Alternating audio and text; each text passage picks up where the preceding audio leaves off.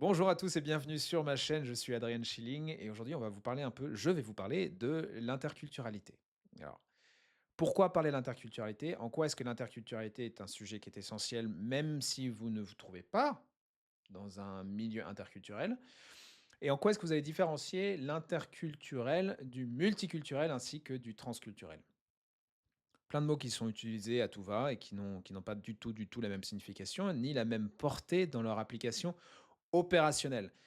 J'ai pas juste envie de vous parler des concepts qui sont intelligibles ou intellectuellement intéressants. J'ai envie que ces concepts, que ces termes ont une portée opérationnelle pour vous, qu'elles changent quelque chose dans votre quotidien, dans la vie de tous les jours.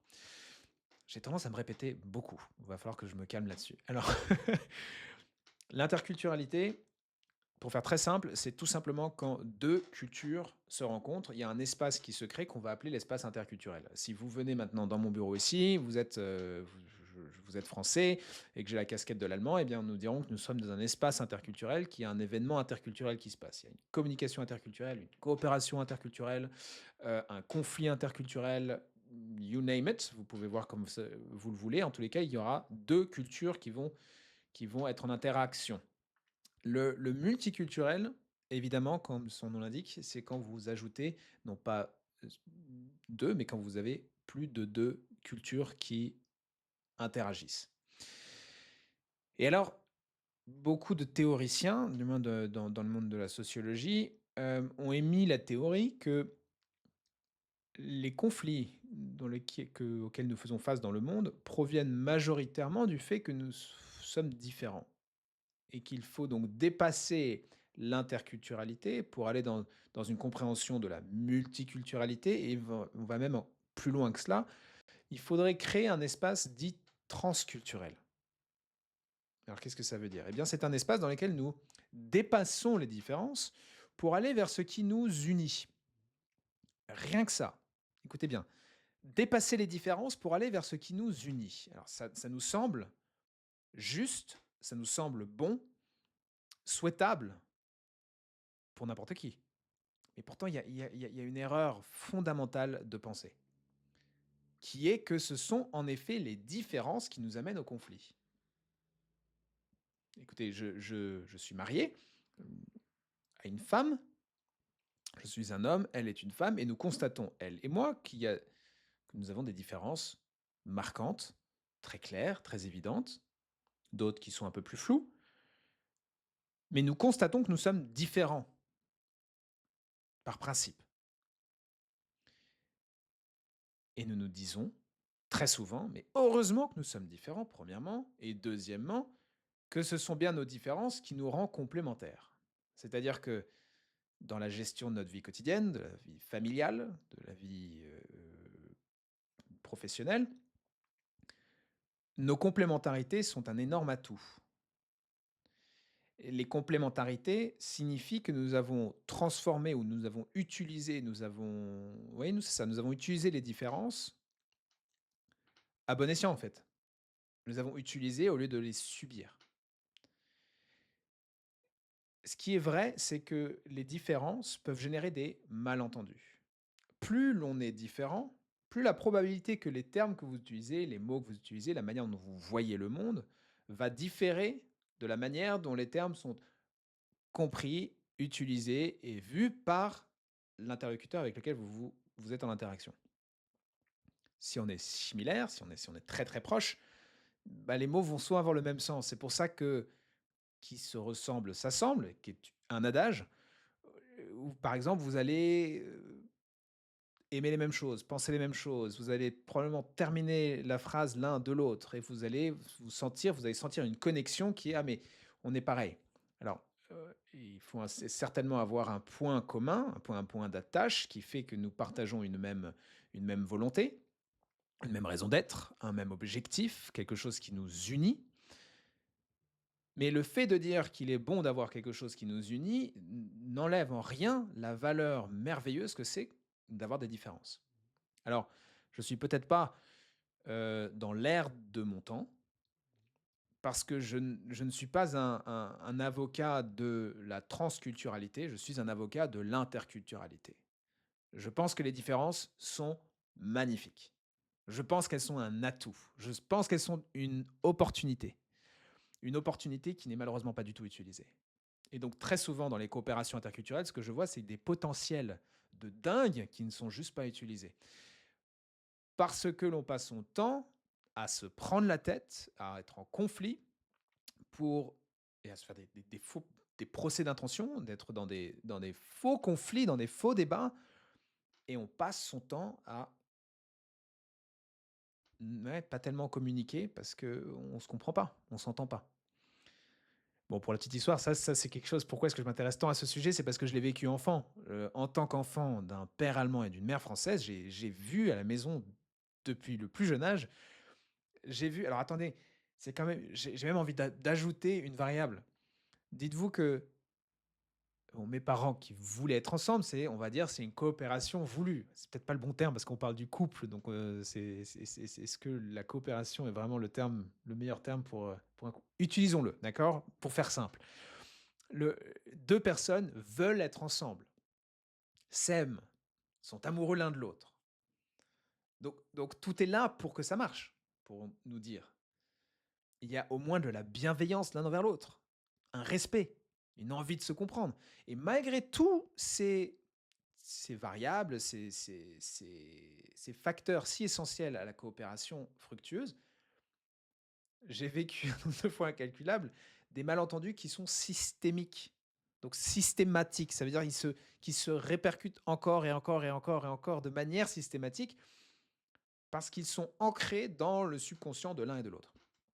Ça m'a tellement fasciné étant jeune que j'ai fait de la recherche sur le sujet, enfin du moins une partie de mes études a été sur le sujet. J'ai beaucoup écrit sur le sujet, beaucoup lu sur le sujet et j'en suis venu à cette conclusion qui est c'est pour avoir travaillé dans le domaine de l'interculturalité, accompagné des sociétés françaises et allemandes dans la manière de travailler, de coopérer, de produire, de créer de la valeur, j'ai vu à quel point les différences peuvent être source de synergie profonde. Synergie, ça veut dire 1 + 1 égale à 11 et pas 1 + 1 égale à 2.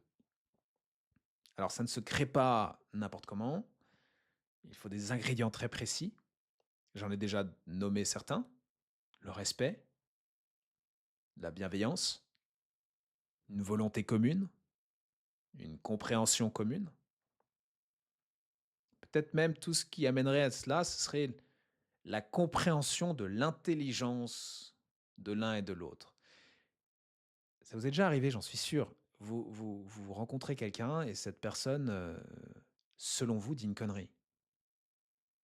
Alors peut-être que vous l'avez pas dit. Moi, j'ai tendance à trop le dire. Je vais me dire: «Mais il est con celui-là». Un énorme jugement. Je comprends pas quelque chose qu'une personne dit et j'en déduis que cette personne-là est idiote. Énorme jugement. Mais souvent, ce qui se passe, c'est que je manque de compréhension de la personne. Je comprends pas en quoi est-ce que cette personne est intelligente. Je vais vous donner un exemple.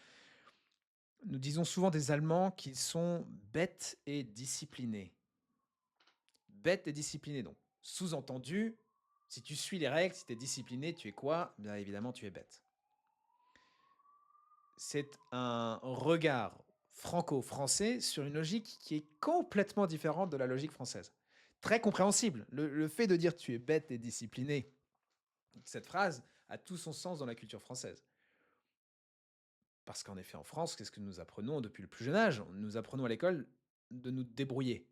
Hein, débrouille-toi. Il y a même un journal, Le Débrouillard. Système D. Chacun sa merde. Euh, toutes ces phrases qui nous paraissent si évidentes, que nous disons en continu, elles décrivent bien que l'intelligence même en France,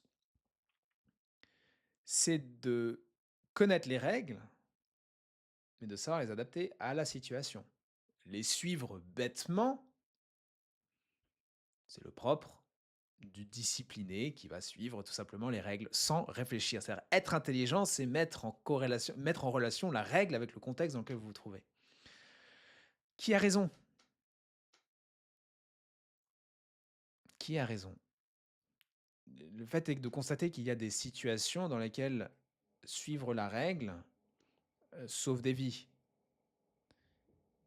Si un soldat refuse un ordre, il se met lui-même et ses camarades à risque. Si dans le nucléaire, vous faites comme vous pensez qu'il est bon de faire et que vous ne suivez pas exactement à la lettre, vous risquez de gros, gros, gros ennuis. Il y a des contextes dans lesquels il faut suivre les règles et où c'est intelligent et non pas bête de suivre la règle. Et évidemment, il y en a d'autres où il faut adapter. Il y a toujours cette situation classique qui ressort en continu, c'est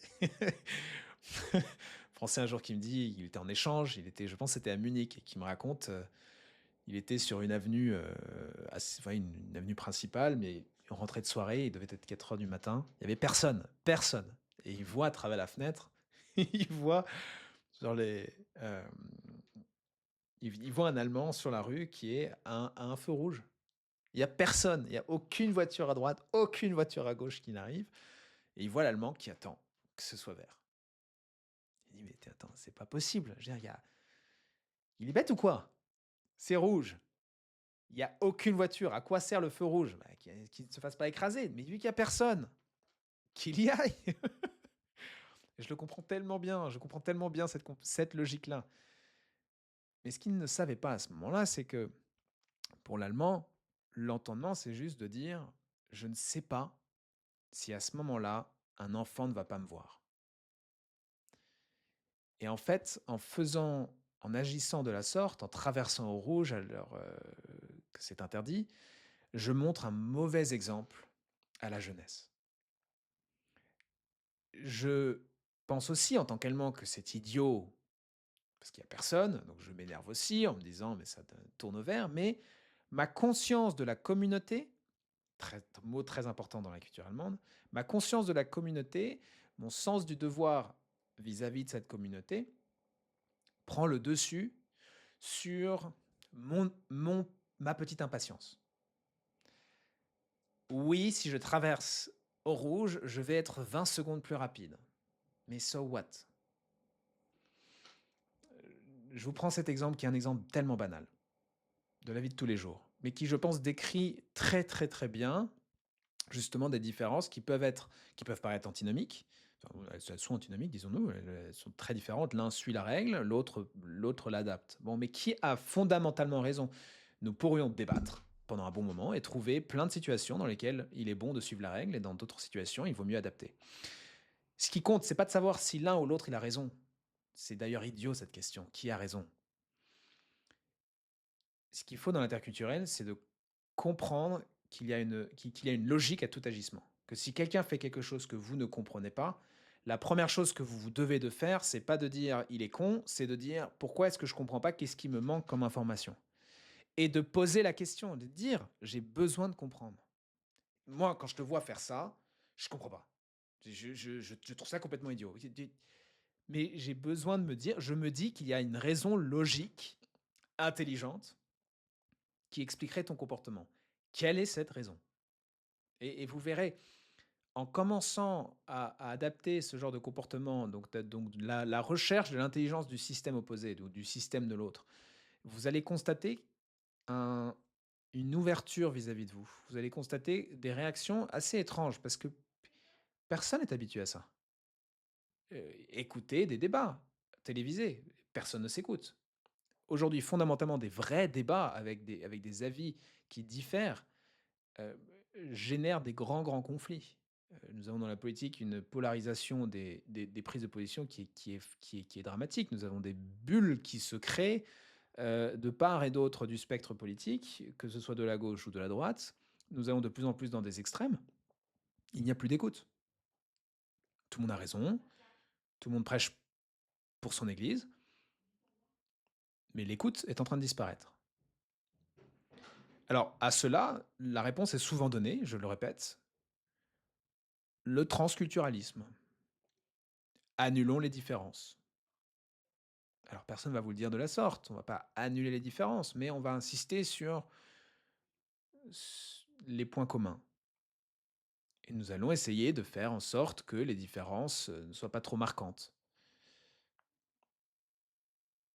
D'ailleurs, nous vivons dans un monde dans lequel la différence entre l'homme et la femme n'est plus majoritairement vue comme quelque chose de bénéfique, comme quelque chose de beau, comme quelque chose à chérir, mais comme quelque chose, plus ou moins, à anéantir. Alors oui, je prêche pour l'interculturalité, pour la beauté des différences, pour le fait que vous, qui êtes différent de moi, ayez le droit de vivre qui vous êtes, entièrement, de manière la plus authentique possible, et que votre être et votre manière d'être ne doit pas être égal à conflit avec d'autres qui pensent différemment que vous, qui voient le monde différemment que vous. Pas du tout. Ce n'est pas une fatalité, c'est un choix. Alors oui, les différences peuvent générer des malentendus. Oui, je le répète. Mais les différences ne sont pas égales à conflit.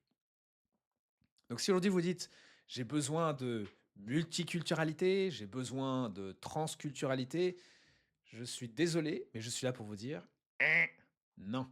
Vous avez besoin d'interculturalité que vous allez répéter de multiples fois avec toutes les cultures dans lesquelles vous allez travailler. Concrètement, qu'est-ce que ça veut dire? Vous êtes dans une société et vous avez un Allemand, et vous avez un Turc, et vous avez un Grec, et vous avez un Italien, et puis vous avez un Chinois, et puis vous avez un Taïwanais, et puis vous avez. De parler de multiculturalité, donc de créer un espace dans lequel toutes ces cultures vont opérer, va nécessiter, néanmoins, toujours, le fait qu'entre ces cultures, il y ait des ententes. Des mots comme strategy, parce que qu'est-ce qui se passe dans le multiculturel? Nous parlons tous anglais. Et il y a des mots que nous utilisons à tout va, comme strategy, efficiency, goals, objectives, responsibility, commitment, targets, milestones.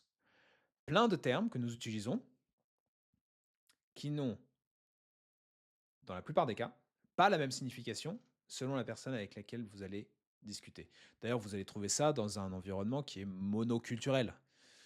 Entre Français, prenez la prochaine réunion dans laquelle vous allez rentrer, et avant de quitter la réunion, demandez à chacun d'écrire pour soi qu'est-ce qu'il a compris de la réunion, qu'est-ce qui doit être fait par la suite, et comparer ce que l'un et les autres, ce que les uns et les autres ont compris. Vous allez déjà voir que rien que dans l'environnement monoculturel, des malentendus, il y en a une flopée.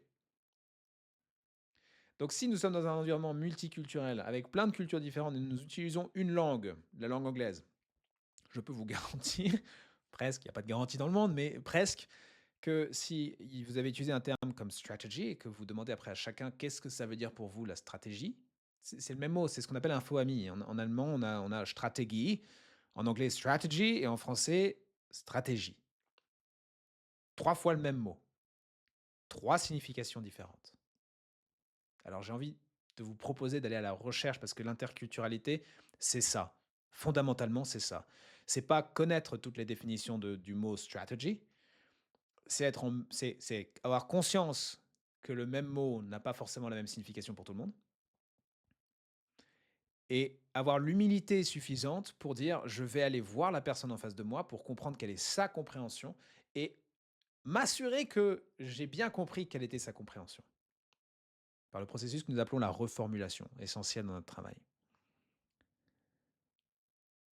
Testez-le, juste testez-le. Allez voir des cultures différentes et prenez des mots que vous utilisez à tout va. J'aimerais vous mettre en garde d'une tendance que nous avons tous, c'est l'évidence. Le danger de l'évidence. Bah ouais, c'est évident. Bah, je sais pas, c'est évident quoi. Johann Goethe, l'écrivain, le poète romantique allemand, disait merveilleusement bien: «Tu ne connais pas ta propre langue tant que tu n'as pas appris une langue étrangère» et c'est tellement juste. À partir du moment et j'ai envie de l'appliquer à la culture, tu ne connais pas une culture étrangère ou différente de la tienne, tu ne connais pas ta propre culture, pardon, tant que tu ne connais pas une culture étrangère.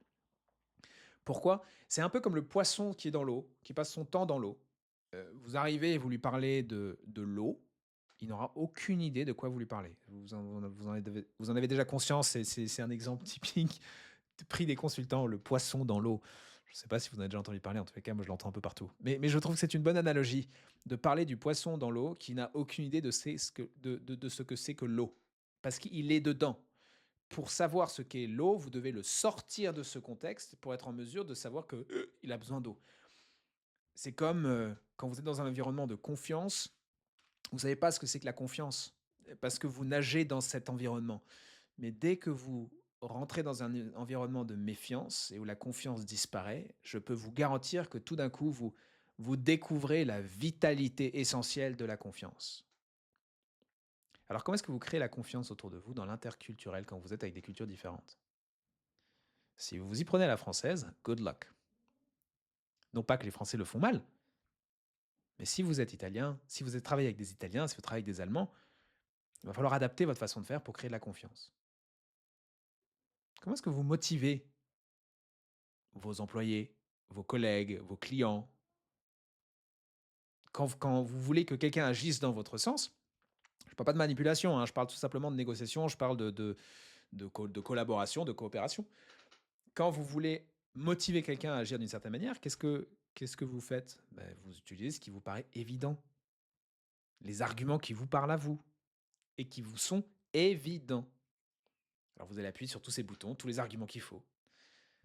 Mais si vous faites ça dans un environnement interculturel ou multiculturel, je peux vous garantir que vous irez droit dans le mur.